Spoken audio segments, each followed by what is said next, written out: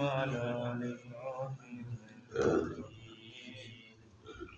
اللهم بارك على محمد وعلى آل محمد كما باركت على إبراهيم وعلى آل إبراهيم إنك حميد مجيد. أعوذ بالله من الشيطان الرجيم. بسم الله الرحمن الرحيم.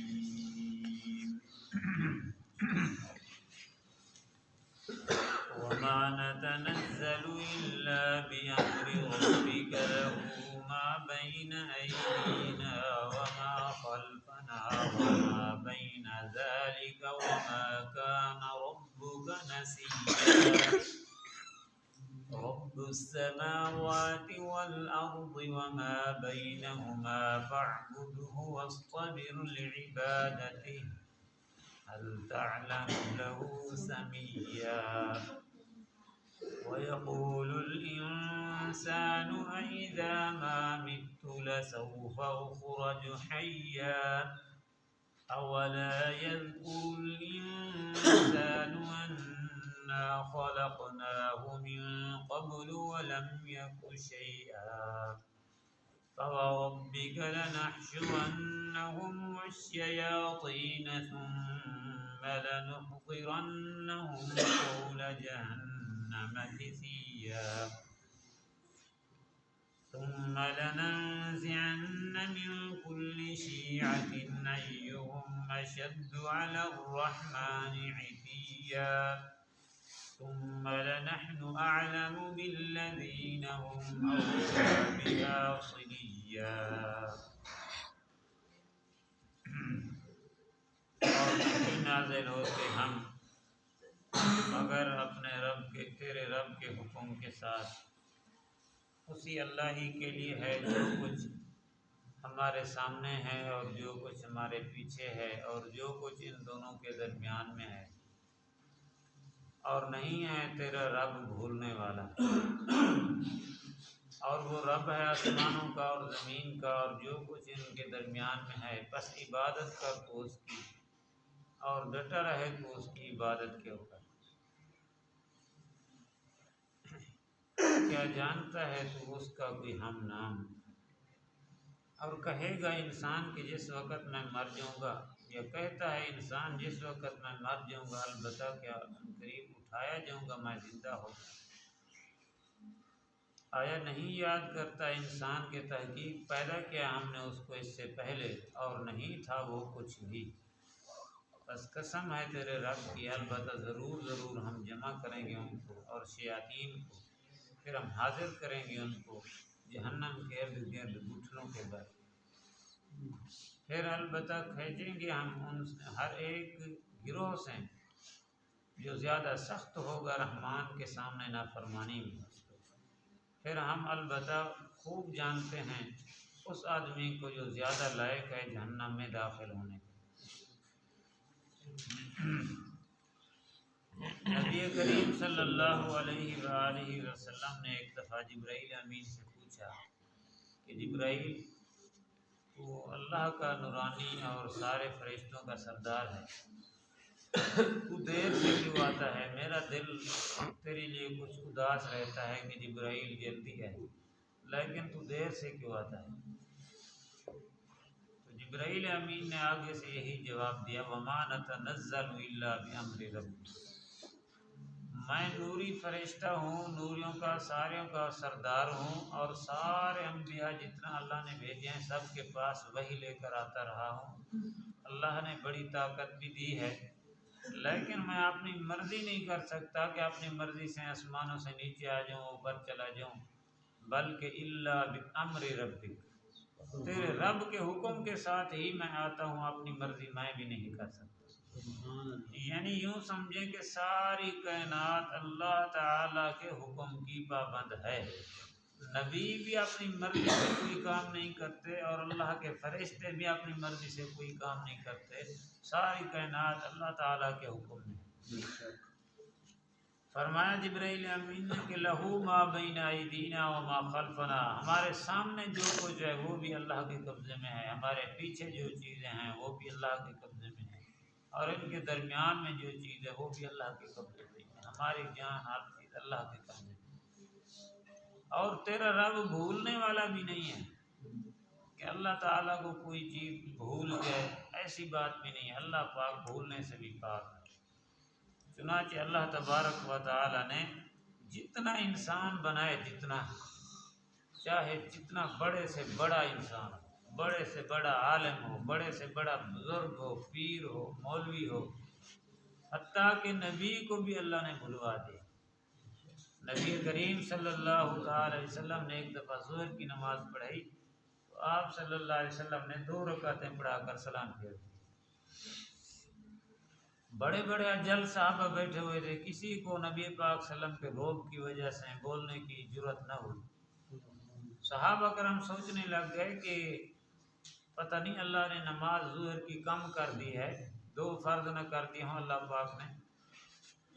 بہرحال ایک صحابی تھے، ان کو ذوالیدین کہتے تھے، ذوالشمالین کہتے تھے، وہ کونے میں بیٹھے تھے، ان کے بڑے بڑے ہاتھ تھے۔ اس نے کھڑے ہو کر عرض کیا قصرت الصلاۃ وام نسیت یا رسول اللہ، اے اللہ کے رسول، اللہ نے نماز تھوڑی کر دی ہے یا آپ بھول گئے ہیں؟ تو آپ صلی اللہ علیہ وسلم نے فرمایا کل ذالک ما یکون، کچھ بھی نہیں ہوا، میں نے تو پوری نماز پڑھی ہے، کچھ بھی نہیں ہوا، کوئی کمی نہیں ہوئی۔ حالانکہ اللہ کے رسول نے پڑھائی کتنا رکعتیں تھیں؟ 2۔ پھر آپ صلی اللہ علیہ وسلم صحابہ کی طرف متوجہ ہوئے کہ بتلاؤ کہ یہ ذوالیدین کیا کہتا ہے؟ اللہ کے رسول کہتا تو ٹھیک ہے، کہتا تو بات ٹھیک ہے۔ تو آپ صلی اللہ علیہ وسلم نے فرمایا انما انا بشر اذا نسیت فذکرونی، میں بھی انسان ہوں، جب بھول جاؤں تو مجھے یاد دلا دیا کرو۔ بزرگوں، بھولنے سے پاک صرف ذات کون ہے؟ صرف اللہ کی ذات ہے، اللہ۔ نبی کریم صلی اللہ علیہ وسلم ایک دفعہ مغرب کی نماز پڑھا رہے تھے، 2 رکعتیں پڑھ کے کیا کرتے ہیں؟ اتحیات میں بیٹھتے ہیں، تشہد پڑھتے ہیں۔ تو آپ صلی اللہ علیہ وسلم بیٹھے نہ سیدھے کھڑے ہو گئے، پھر تیسری رکعت کی مغرب کی نماز تھی، نماز پڑھا دی۔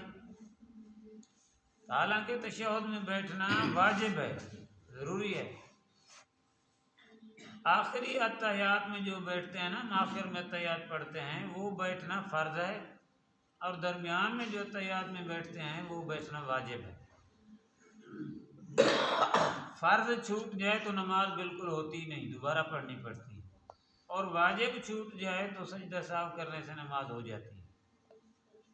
اسی طرح اگر کوئی آدمی 2 رکعتیں پڑھ کے اتحیات میں تشہد میں بیٹھنا تھا لیکن یہ بھول گیا، کھڑا ہونے لگا، اس کو یاد آیا اور یہ بیٹھنے کے قریب تھا، یہ بیٹھنے کے قریب تھا، ابھی تھوڑا سا ہی اٹھا تھا، اس کو یاد آ گیا کہ میں نے تو اتحیات میں بیٹھنا ہے، تو یہ فوراً بیٹھ جائے، اپنی تشہد پڑھے، پھر بعد میں تیسری رکعت کے لیے کھڑا ہو جائے، کوئی سجدہ سہو واجب نہیں ہوگا۔ اگر وہ کھڑا ہو گیا، بالکل مکمل کھڑا ہو گیا، بعد میں یاد آیا، تو اب اس کے لیے حکم ہے کہ نہ آئے واپس، کھڑا رہے، بس بیٹھے نہ، تشہد نہ پڑھے، اپنی نماز مکمل کر کے بس آخر میں سجدہ سہو کر لے۔ اب واپس تشہد کے لیے نہ بیٹھے، کیونکہ قیام فرض ہے اور تشہد پڑھنا واجب ہے، فرض کو چھوڑ کر واجب کی طرف نہ آئے، اب کھڑا رہے، بس نماز مکمل کر کے آخر میں سجدہ سہو کر لے۔ یہی حکم امام کے لیے بھی ہے، سارے حضرات کے لیے جو نمازی ہیں ان کے لیے یہی حکم ہے۔ تو بہرحال جو بھولنے سے پاک ذات ہے صرف کون ہے؟ حضرت آدم علیہ السلام جو پہلے نبی ہیں اور پہلے انسان ہیں، ان کو اللہ پاک نے حکم دیا کہ اس درخت کے قریب نہیں جانا، تو حضرت آدم علیہ السلام سے بھی نسیان ہو گیا، چلے گئے۔ انسان کا جو لفظ ہے نا، انسان، اس کا مادہ نسیان سے ہے، یہ نسیان سے بنا ہے، اور نسیان کا معنی ہی بھولنا ہے۔ انسان جو بھی ہوگا بھول جاتا ہے۔ وہ ایک آدمی کے بارے میں کہتے ہیں کہ وہ کہتا تھا اللہ نے مجھے جو ہے نا میرے اوپر بڑے انعام کیے ہیں، ایک تو سب سے بڑا انعام اللہ نے میرے اوپر یہ کیا ہے کہ میرا حافظہ بڑا تیز ہے، میں بھولتا نہیں، جو بھی بات ہونا مجھے بھولتی نہیں ہے، پکی یاد ہو جاتی ہے مجھے۔ ایک ہی اللہ کا میرے اوپر احسان ہے، جو بات میں ایک بار دیکھ لوں سن لوں مجھے نہیں بھولتی۔ اور دوسرا میرے اوپر اللہ نے احسان کیا ہے کہ اللہ نے مجھے مال بھی دیا ہے۔ تیسرا احسان اللہ نے مجھے یہ کیا، مجھے اللہ نے اولاد بھی دی ہے۔ چوتھا احسان وہ بھول گیا ہے، چوتھا احسان کہتا ہے وہ بھول گیا ہے۔ اب مطلب یہ ہے کہ بھولنے سے پاک سے ذات کون ہے؟ جتنا بڑا سے بڑا ذہین ہو، سمجھدار ہو، آخرکار بھول ہی جاتا ہے، آخرکار بھول ہی جاتا ہے۔ بھولنے سے پاک صرف اللہ کی ذات ہے بس، اور کوئی بھی نہیں۔ یہاں پر فرمایا کہ وما کان ربک نسیا، تیرا رب بھولنے سے پاک ہے، وہ بھولتا نہیں ہے، اور وہ رب ہے آسمانوں کا اور زمین کا۔ وما بینہما فاعبدہ واصطبر لعبادتہ، اور جو کچھ آسمان اور زمین کے درمیان میں ہے اس کا بھی رب ہے۔ رب کا معنی ہوتا ہے پالنے والا، پرورش کرنے والا۔ پالنے والی ذات صرف کون ہے؟ لوگ کہتے ہیں یار بچے زیادہ ہو گئے ہیں، خرچہ پورا نہیں ہوتا، منصوبہ بندی کرا لو۔ پھر خرچہ کیسے پورا کریں گے؟ اللہ کا قرآن کیا کہتا ہے؟ پالنے والا کون ہے؟ اللہ تعالی نے ایک جگہ پر 15ویں سپارے میں یہ بھی فرمایا نحن نرزقکم وإیاہم، تم کو بھی ہم رزق دیتے ہیں اور تمہاری اولاد کو بھی ہم رزق دیتے ہیں۔ بزرگوں، جو بھی بچہ آتا ہے نا وہ اپنا رزق اپنا نصیب لے کر آتا ہے۔ بہت سارے لوگ ایسے بھی دیکھے ہیں جب اولاد نہیں تھی بڑے تنگ تھے، جب اولاد اللہ نے دے دی بڑے خوشحال ہو گئے، ایسے بھی لوگ دیکھے ہیں۔ تو معلوم ہوا رزق جو ہے نا ہم نہیں کھلاتے ان کو۔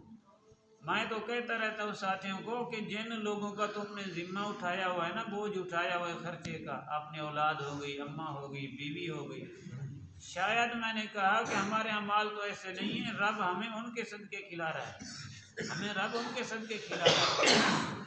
یہ نہ سمجھیں کہ ہم اپنی اولاد کو پال رہے ہیں، ہم کھلا رہے ہیں، تم نہیں کھلا رہے، کھلانے والی ذات صرف اللہ پاک۔ اللہ کی ذات کے اوپر جب یقین ہو تو پھر اللہ کھلاتا بھی ہے۔ بزرگوں، رزق زمین سے نہیں نکلتا، رزق زمین سے نہیں نکلتا۔ آپ زمین جتنا بھی کھودتے جائے ساری مٹی مٹی ہے، وہ رزق نکلتا ہے زمین سے؟ ساری مٹی ہے۔ اور نہ درختوں سے نکلتا ہے، آپ کاٹیں درختوں کو ساری لکڑی لکڑی ہوتی ہے۔ رزق اللہ پاک کی طرف سے آتا ہے، رزق اللہ پاک نے جو مقدر لکھا ہے اسی سے، اللہ کے خزانے سے رزق آتا ہے، نہ مٹی سے نکلتا ہے نہ درختوں سے نکلتا ہے۔ اللہ پاک جب دیتے ہیں تو بے حساب بھی دیتے ہیں، بغیر موسم کے بھی رب کھلاتا ہے، پھر جب کھلاتا ہے تو رزق اللہ تعالیٰ کے ذمہ ہے اور اللہ پاک ہی عطا فرماتے ہیں۔ فرمایا ساری کائنات کا رب ہے، فاعبدہ، اور بس آپ عبادت اسی کی ہی کریں جو ساری کائنات کا رب ہے، عبادت کے لائق بھی وہی ہے۔ واصطبر لعبادتہ، اور ڈٹے رہیں آپ اس کی عبادت کے اوپر، قائم رہیں اس کی عبادت کو نہ چھوڑیں۔ هل تعلم له سمیا، کیا جانتا ہے تو اس اللہ کے لیے کوئی ہم نام؟ کہ اللہ کے ہم نام کائنات میں کوئی اور بھی ہے؟ ہم نام تو بڑی چیز، اس کے ہم مثل بھی کوئی نہیں ہے، اس جیسا بھی کوئی نہیں ہے۔ اللہ پاک بے مثل اور بے مثال ذات ہے۔ وَيَقُولُ الْإِنسَانُ وَإِذَا مَا مِتُّ لَسَوْفَ أُخْرَجُ حَيًّا، فرمایا انسان کہتا ہے کہ جب میں مر جاؤں گا کہ دوبارہ اٹھوں گا، میں دوبارہ زندہ ہو کر کیسے اٹھوں گا، میں اپنی قبر سے نکلوں گا؟ فرمایا کیا اس کو یاد نہیں ہے انا خلقناہ من قبل ولم یک شیئا، تحقیق ہم نے اس کو پیدا کیا اس سے پہلے یہ کچھ بھی نہیں تھا، کچھ بھی نہیں تھا۔ ہم نے ایک گندے قطرے سے اس کو پیدا کیا ہے، جو رب ایک گندے قطرے سے بغیر مٹیریل کے پیدا کر سکتا ہے وہ رب دوبارہ بھی زندہ کر سکتا ہے۔ فَوَرَبِّكَ لَنَحْشُرَنَّهُمْ، بس قسم ہے تیرے رب کے، البتہ ضرور ہم جمع کریں گے ان کو، والشیاطین، اور جنات کو، شیاطین کو، ثم لنحضرنہم، پھر البتہ ضرور ہم حاضر کریں گے ان کو، حول جہنم جثیا، جہنم کے ارد گرد، ہاں جی گھٹنوں کے بل گرے ہوئے ہوں گے سارے، جہنم کے ارد گرد اللہ ان کو جمع کریں گے۔ ثم لننزعن من کل شیعۃ، وہ ایک ٹیچر صاحب تھے، شاگردوں نے ایک دفعہ اس استاد سے نے قیامت کے متعلق بتلایا کہ قیامت کے دن اللہ پاک ساری مخلوق کا حساب لیں گے، تو ایک شاگرد نے کہا استاد جی کیسے اللہ پاک حساب لے گا، اتنا مخلوق ہوگی، ساری مخلوق سے اللہ پاک کیسے حساب لے گا، کیا نظام ہوگا حساب کا؟